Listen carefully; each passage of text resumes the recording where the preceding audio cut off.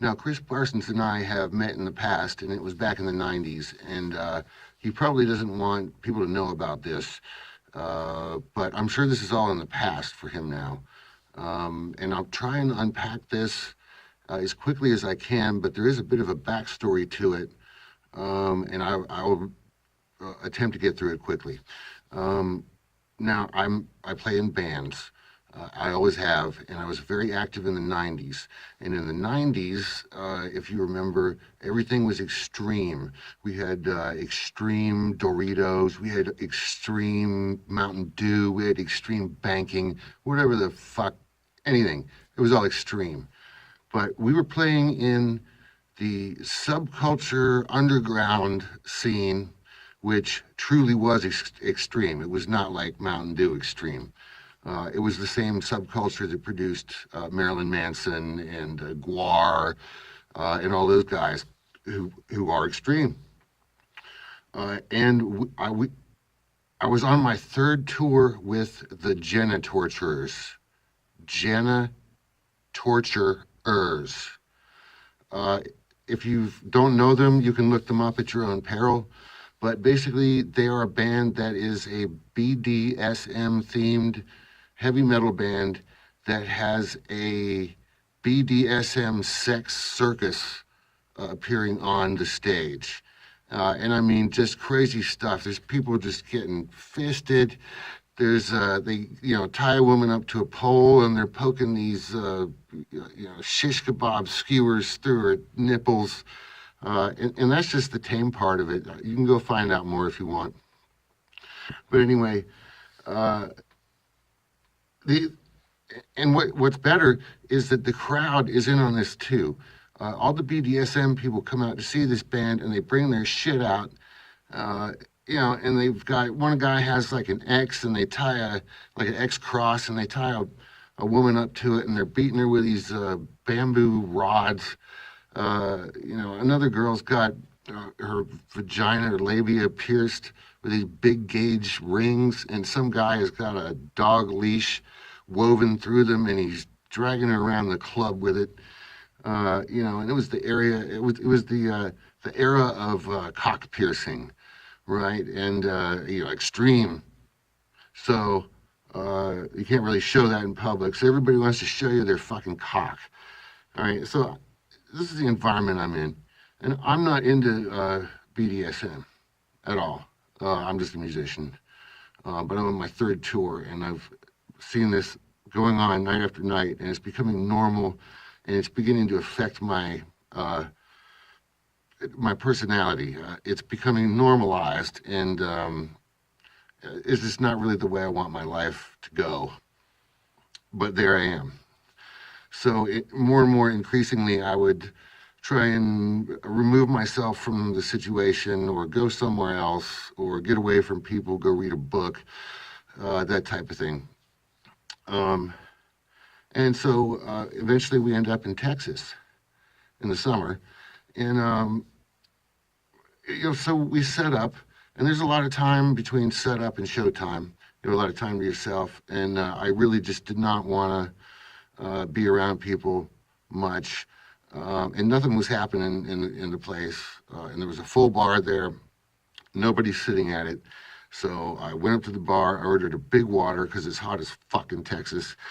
And I just sat there drinking my water, and I was just like kind of in despair and in thought, just thinking, this is really not the way I want to go, but I have all this other shows I have to finish. And this is just, awful. I'm trying to contemplate my way on how to get through this. And no one else at the bar, but somebody comes in. And out of all the seats in the bar, he comes up and sits next to me. Now, I got my head down like this. I'm obviously not, feeling sociable. But the guy sits there. And he says, hey, man, my name's Chris Parsons. What's your name? I said, well, I'm Grant Dawson. And he started to talk to me. And I knew then that, I had to get out of this malaise and eventually talk to the guy. So when I finally rose up and I turned my head over to look at him, there was a guy sitting there who was an infant fetishist. And he had a diaper on, and he had a onesie that was like the full size of for a full grown man. And he had a rattle and a pacifier and a bonnet and everything. But he's talking normal, like talking about current events and, sports and, just pretty cool.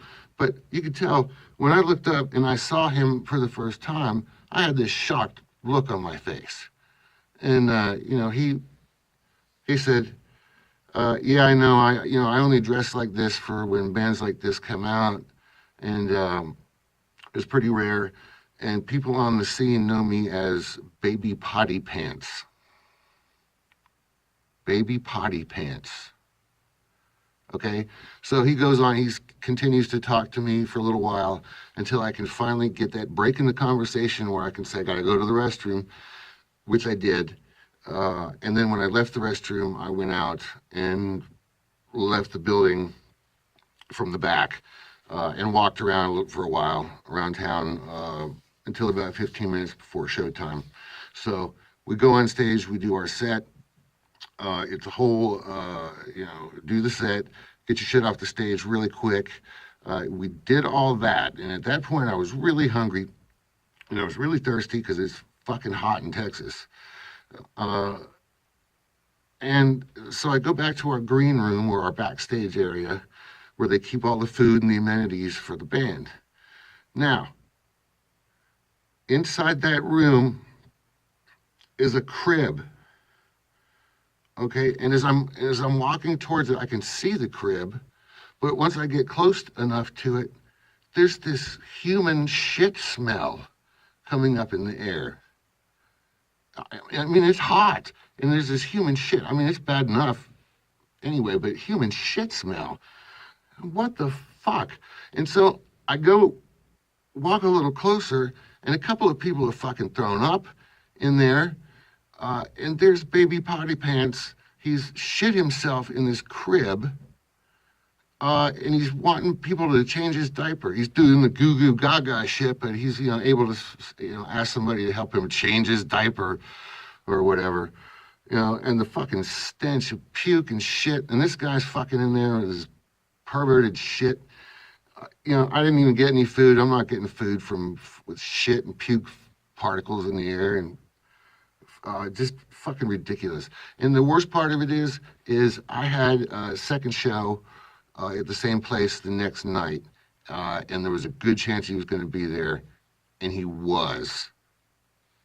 And that's going to be tomorrow.